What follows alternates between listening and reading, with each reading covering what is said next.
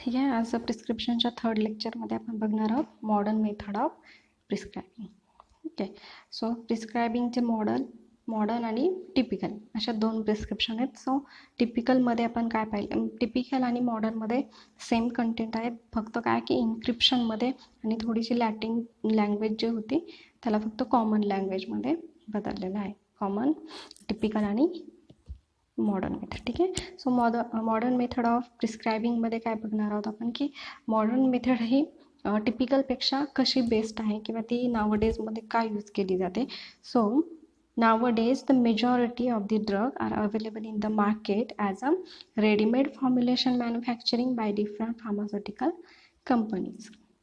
पण आजकाल बघतो की नवीन डोसेज फॉर्म अवेलेबल आहेत. पूर्वी काय केलं जायचं टिपिकल प्रिस्क्रिप्शनमध्ये की हे जे इन्क्रिप्शन आहे, ठीक आहे, इन्क्रिप्शनमध्ये काय असायची quantity and name of the ingredient. So हे जे लाईट कॅव्हलिन आहे किंवा लाईट मॅग्नेशियम किंवा हे जे ड्रग बेस आणि ॲडज्युवंट आहेत हे कंपाऊंडिंग करावं लागायचं. ठीक आहे. सो हे कंपाऊंडिंग करावं लागायचं फार्मासिस्टला आणि त्याच्यानंतर हे जे इन्क्रिप्शन आहे, ठीक आहे, हे कंपाऊंडिंग करून मग ते डिस्पेन्स केलं जायचं. सो ही खूप डिफिकल्ट होती किंवा कन्व्हिनियंट प्रोसिजर नव्हती. सो आता ह्या मॉडर्न प्रिस्क्रिप्शनमध्ये काय झालं की मॉडर्न प्रिस्क्रिप्शनमध्ये हे जे दिसतं आहे तुम्हाला इन्क्रिप्शन, ठीक आहे, हे काय हा डोसेज फॉर्म आहे. सो मॉडर्न प्रिस्क्रिप्शनमध्ये आत्ता आपल्याला काय की it is easy to remember, म्हणजे जे काही ड्रग आहे सपोज टॅबलेट सिप्लॉक्स आहे की हे फक्त डोसेज फॉर्म इथं मेन्शन करायचं आहे आणि त्याच्यानंतर ना ड्रग आहे ना ॲडज्युवंट ना बेस, हे जो आहे इन्क्रिप्शन ह्याच्यामध्ये खूप कन्व्हिनियंटपणा आलेला आहे. त्याच्यामुळे ही मॉडर्न मेथड आपल्याला सुटेबल आहे. The drug should be prescribe bye its official name and not bye it's priority and trade name. म्हणजेच काय की जनरिक नेमनं हे प्रिस्क्राईब केलं जातं, म्हणून काय की इट इज व्हेरी कॅची, थोडंसं काय की रिमेंबर करण्यासाठी सोपं जाते. There are certain advantages and disadvantages. त्याच्यामध्ये ॲडव्हान्टेजेस काय म्हणते की it is easy to remember, proprietary because they are a very catchy. Suppose example काय की लिब्रियम आहे किंवा सगळ्यांना माहीत असेल क्रोसिन. ठीक आहे. आता काय की आपल्याला क्रोसिन हे माहीत झालेलं आहे. सो क्रोसिन म्हणजे फक्त लिहायचं प्रिस्क्रिप्शनवरती की क्रोसिन आणि पुढं क्वांटिटी. सो त्याच्यामध्ये कंटेंट काय असणार आहे, पॅरासिटामॉल. म्हणजे हे खूप कॅची झालं आहे, हे खूप सोपं झालं आहे. त्याच्यानंतर second it is a communicate with the patient, आणि पेशंटशी कम्युनिकेट करायला सुद्धा खूप इझी आहे. ठीक आहे. Third advantages, the continuity can be maintain by प्रिस्क्रायबिंग the same proprietary name every time.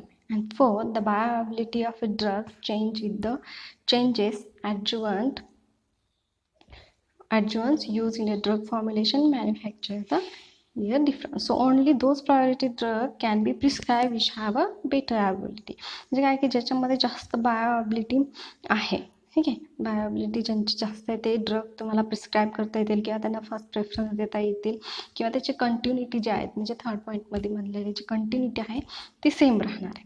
ठीक आहे. सो हा थोडाफार काय आहे त्याच्यामध्ये ॲडव्हान्टेजेस आहे. आता डिसॲडव्हान्टेजेसमध्ये काय म्हणते, it is a cheaper to prescribe the drug by its official name. ठीक आहे. आता हे ऑफिशियल नेम प्रिस्क्राईब करताना, ठीक आहे, ठीक आहे. आणि second it is a easy to communicate with the patient. Third, the continuity can be maintained by the prescribing the same priority name at every time. म्हणजे जे तुम्ही कंटिन्युटी ठेवणार आहेत सेम प्रिस्क्रिप्शन सुद्धा तुम्ही सेम इन्ग्रेडियंट हे नंतर use करू शकता, म्हणजे कंटिन्युटी ही मेंटेन राहते.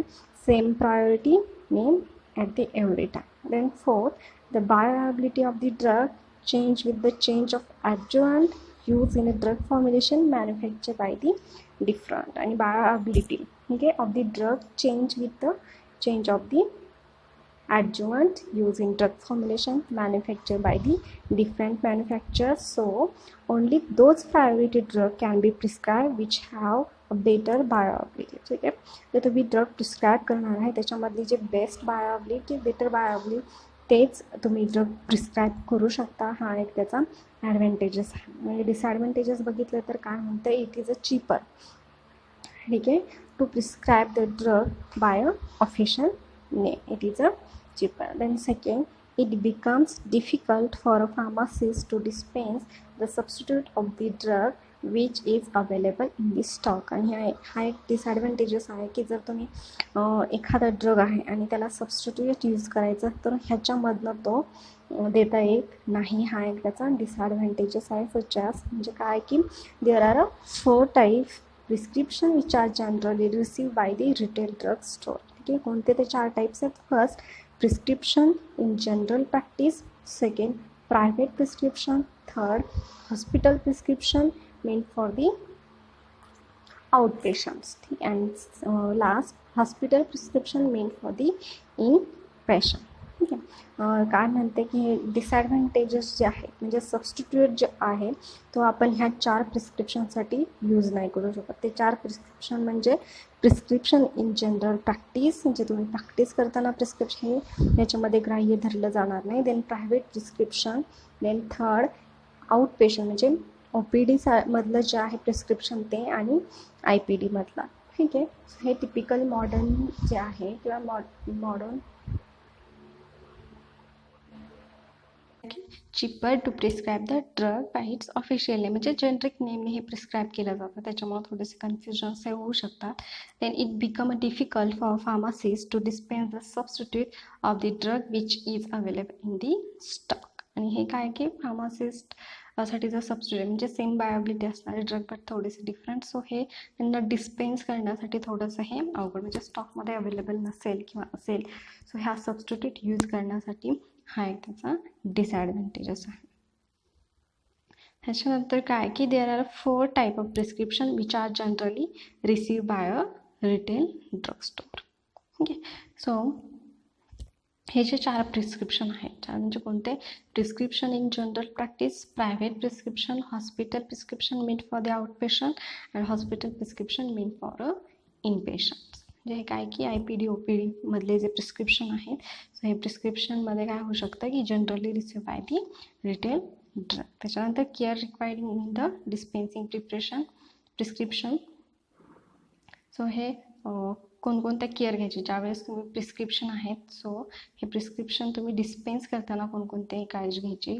फर्स्ट काय म्हणतात की always keep the prescription before you take the prescription with you while taking out of the medicine from the shelf. म्हणजे ॲटलिस्ट तुम्हाला काय की आपण हँडलिंग ऑफ प्रिस्क्रिप्शनमध्ये पाहिलं होतं की ॲटलिस्ट आपल्याला 3दा हा ड्रग चेक करायचा आहे की तुम्ही शेल्फमधून काढताना, वेईंग करताना आणि पुन्हा वापस सेल्फमध्ये ठेवताना अशा प्रकारे 3दा तुम्हाला चेकिंग करायचं आहे. Second, always check the dispensing balance before weighing the ingredients which are required and help to avoid the mistakes. आणि तुम्हाला वेईंग बॅलन्स हा क्लीन किंवा वेईंग बॅलन्सच्या जे सेटिंग्स आहेत हे तुम्हाला परत एकदा चेक करून घ्यावे लागतील.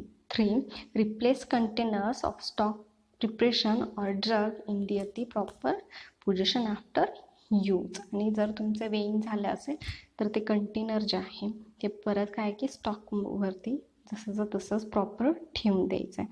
Then keep the label in upper position during the weighing solid ingredients specially the potent drugs such as morphine, hydrochloride serve as the constant reminder that the correct drug being use.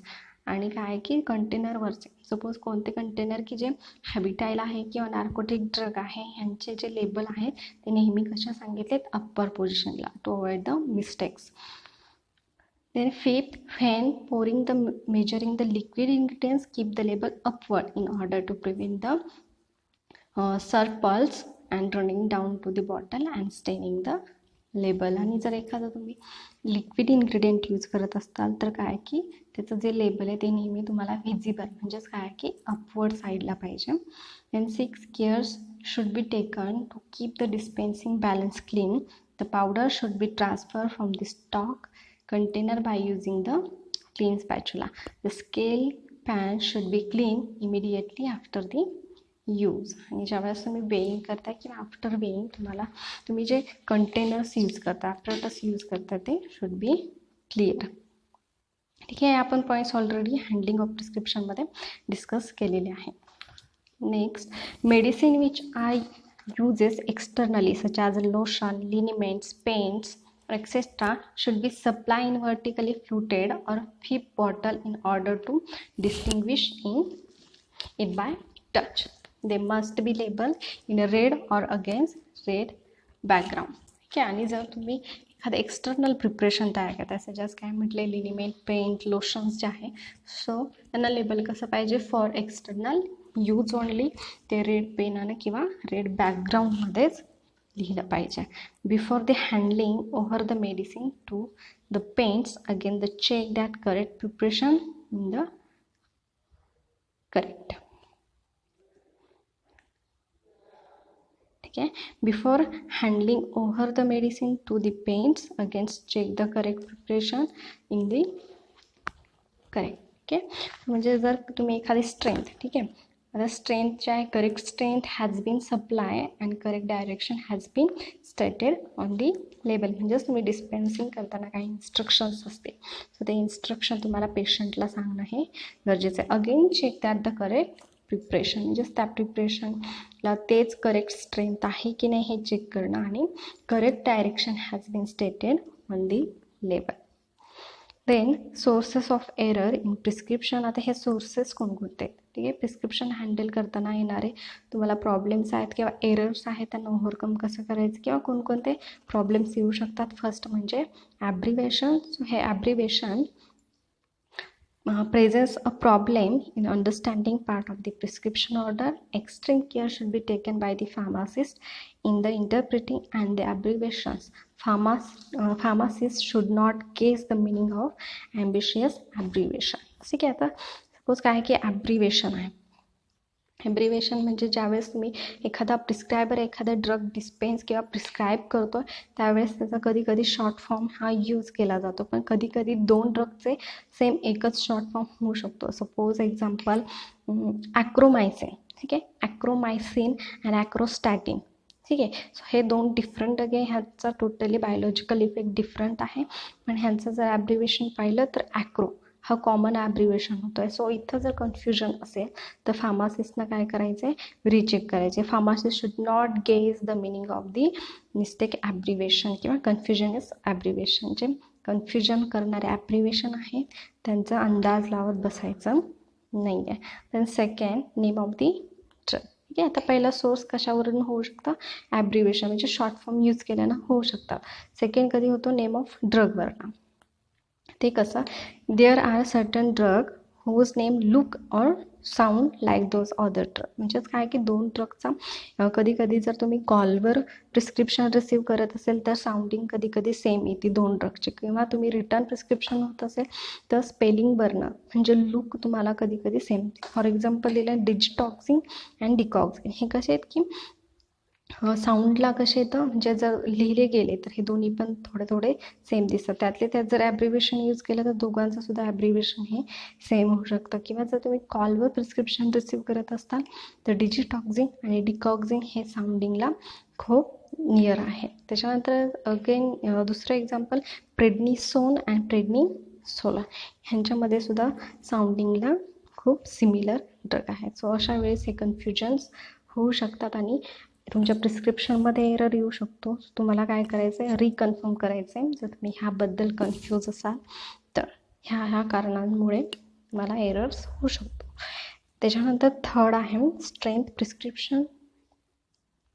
ठीक आहे. So strength of the preparation, the strength of the preparation should be stated by the prescriber. आता ही mistake आहे ती प्रिस्क्रायबरकडनं होऊ शकते. ती म्हणजे it is essential when various strength of a product are available in the market. For example it will be wrong decision on the pharmacist to dispense the paracetamol tablet 500 mg when prescription for paracetamol tablet is received with a number of specific strength. ठीक आहे. आता प्रिस्क्रिप्शनमध्ये आपण इन्क्रिप्शनमध्ये पाहिलं, encryption म्हणजे name of the drug और ingredient and strength of the ingredient. ठीक आहे. So strength काय, सपोज पॅरासिटामॉल तुम्ही प्रिस्क्रायबरने प्रिस्क्राईब केली, बट त्याचे काय की सपोज अडल्ट असेल, पेड्रॅटिक, जेरियाटिक ह्या तिघांसाठी पण डोसमध्ये डिफरन्स असतो. सो तुम्ही paracetamol for example paracetamol prescribe केली, सो त्याच्यासमोर स्ट्रेंथ नसेल म्हणजे किती mg ही दिलेली नसेल तर तिथं एरर येऊ शकतो. ठीक आहे. म्हणजेच पेड्रॅटिकसाठी ऑफकोर्स पॅरासिटामॉल देता येतो, छोटा डोस लागेल किंवा मिनिमम साईजचा डोस लागेल. अडल्ट असेल तर त्याच्यापेक्षा थोडासा मॅक्झिमम डोस असेल. सो हा एक एरर होऊ शकतो. सो प्रिस्क्रायबरनं नेहमी स्ट्रेंथ ही मेन्शन केली पाहिजे. So next error, dosage form of the drug prescribed. Okay, many medicine are available in more than one dosage form, like as liquid, tablet, capsule. Okay, so the pharmaceutical forms of the product should be written on the prescription in order to avoid the mistakes. जर प्रिस्क्रिप्शनमध्ये ठीक आहे, suppose paracetamol आहे, so पॅरासिटामॉलचा tablet पण available आहे आणि syrup पण available आहे, but प्रिस्क्रायबरनं कोणतं प्रिस्क्राईब केलं आहे, सपोज सिरप असेल तर SYP डॉट पॅरासिटामॉल आणि पुढं स्ट्रेंथ. ठीक आहे, सो हा फॉर्मॅट यूज केला पाहिजे, म्हणजे dosage form of the drug prescribe, नेमका त्या ड्रगचा, सपोज पॅरासिटामॉल आहे, सो पॅरासिटामॉलची टॅबलेट आहे की सिरप आहे की एनी अदर डोसेज फॉर्म हे त्यांना प्रिस्क्राईब केलं पाहिजे, जसं आपण प्रिस्क्रिप्शनमध्ये बघणार आहोत. ठीक आहे, त्याच्यानंतर फिफ्थ जो एरर येऊ शकतो तो म्हणजे dose. Okay, so dose, unusually high or low dosage should be discussed with the prescriber. The pediatric dosage may present a problem, so pharmacists should consult the pediatric posology to avoid any error. Sometimes a reasonable dose is administered too frequently. Example, a prescription for a sustained release formulation to be administered after the very 4 hours should be thoroughly checked, because such dosage form are usually administered only 2 or 3 times a day. Next error जो आहे तो म्हणजे काय की dose. ठीक आहे, हा dose of course आता पेड्रॅटिक असेल, आपण प्रिस्क्रिप्शनमध्ये जे सेकंड पार्ट आहे information, personal information of the patient, म्हणजेच एज, सेक्स किंवा त्याचं जे सपोज पेड्रॅटिक असेल, ऑफकोर्स त्यांच्यासाठी डोस हा छोटा लागणार आहे.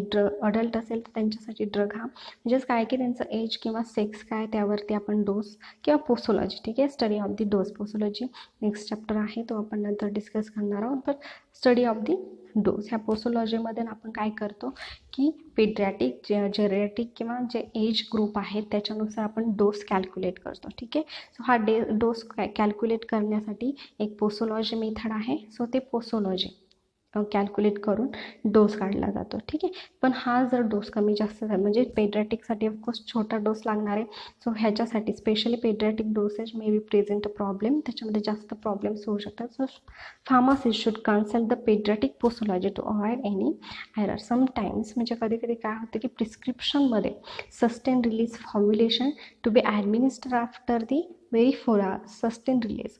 ओके, सो हा कंटिन्युअसली आणि सस्टेनली रिलीज होणारा ड्रग आहे, हा कंटिन्यू 4 hours एक दिला जातो डोस. ठीक आहे, कंटिन्यू 4 hours. बट ह्याच्यामध्ये काय की हा जो सस्टेन रिलीज ड्रग आहे, आपण फक्त एक्झाम्पल घेतलं आहे सस्टेन रिलीजचा, हा जो सस्टेन रिलीज ड्रग आहे तो ओनली 2 किंवा 3 times दिवसामध्ये फक्त 2दा किंवा 3दाच हा प्रिस्क्राईब किंवा सस्टेनली आपण कंटिन्यू 4 hours घेऊ शकतो.